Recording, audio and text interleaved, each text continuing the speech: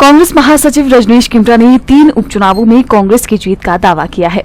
वहीं भाजपा पर भी जमकर निशाना साधा है। उन्होंने नेता प्रतिपक्ष जयराम ठाकुर को आड़े हाथों लेते हुए कहा कि आए दिन मीडिया में प्रदेश सरकार को गिराने का राग अलाप रहे हैं, जो कि बेतुका और हास्यास्पद है। शिमला में पत्रकार वार्ता कर रजनीश किमटा ने कहा कि भाजपा नेता विधानसभा उपचुनावों के नतीजे के सदमे से बाहर नहीं निकल पाए हैं।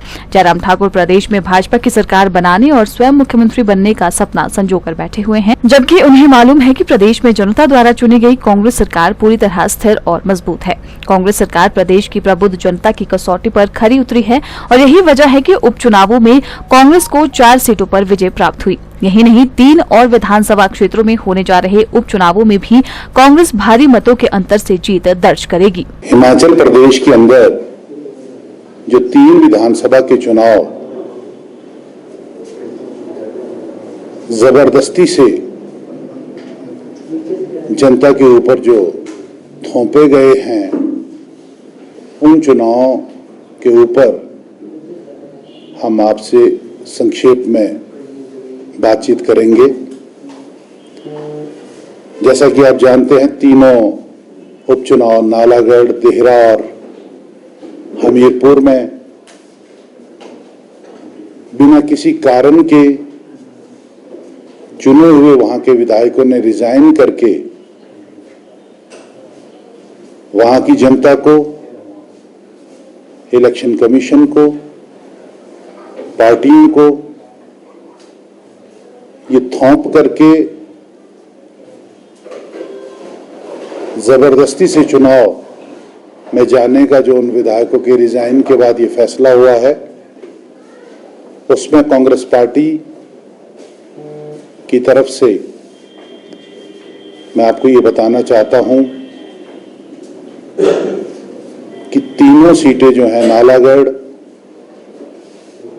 देहरा और हमीरपुर, कांग्रेस पार्टी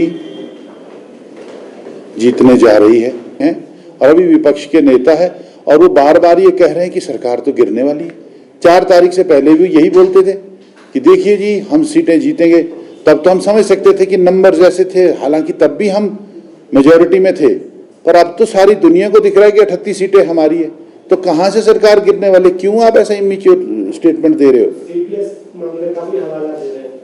देखिए, सीपीएस मामले में भी मुझे हैरानी की बात है कि सीपीएस जो मामला है, ये सब जुडिस है, माननीय उच्च न्यायालय के विचाराधीन है। उनका फैसला क्या ये लोग लिख रहे हैं? क्या ये अवमानना नहीं है ये हिमाचल प्रदेश के हाई कोर्ट की?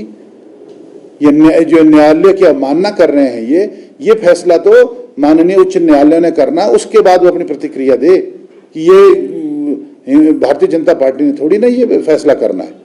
सीपीएस का मामला जब न्यायालय देगा तो उसके बाद बात करेंगे। भैया, ये अजीब सी बातें जो है, इनके पास और बात करने का कोई मुद्दा है नहीं है। ये हम इन चीज़ों को हम सीरियस नहीं लेते। जब इनकी सरकार चल रही थी, इनके ऊपर क्या क्या आरोप लगते थे, तो मैं वो बोलना नहीं चाहता मीडिया में। किस तरह से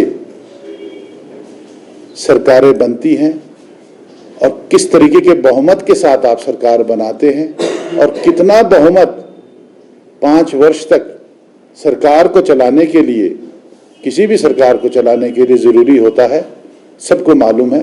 वो ऐसी हल्की स्टेटमेंट दे करके अपने पद की गरिमा को भी वो ठेस पहुंचा रहे हैं और जिस पद पर वो पहले रहे हैं, इससे हिमाचल से बाहर जब लोग ऐसी स्टेटमेंट सुनते हैं तो वो भी हैरान होते हैं कि पूर्व मुख्यमंत्री कैसी स्टेटमेंट दे रहे हैं।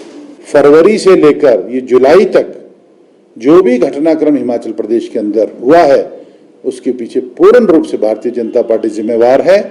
और जो भी इस घटनाक्रम की वजह से लोगों को परेशानियां या नुकसान झेलना पड़ रहा है या चुनाव झेलना पड़ रहा है, इसके पीछे भी भारतीय जनता पार्टी पूर्ण रूप से जिम्मेवार है। प्रकृति में परिवर्तन जो है, ये प्रकृति का नियम है, कभी भी किसी का परमानेंट कोई चीज नहीं हुई है। तो मेरी इनसे यही विनती है कि आप सब्र रखें और हिमाचल सरकार का साथ दे जनता के ज्वलंत मुद्दों को ठीक करने के लिए और हिमाचल जैसी स्टेट को आगे बढ़ाने के लिए। हम इनसे भी ये आग्रह करते हैं कि वो हिमाचल सरकार का साथ दे, बजाय ये अनाप शनाप की बयानबाजी से हटे और मुझे पूर्ण आशा है कि हमारी जो सरकार है वो ये 3 सीटें पार्टी जो है 3 सीटें जीतेगी और हमारा जो नंबर है वो 40 से पार होगा।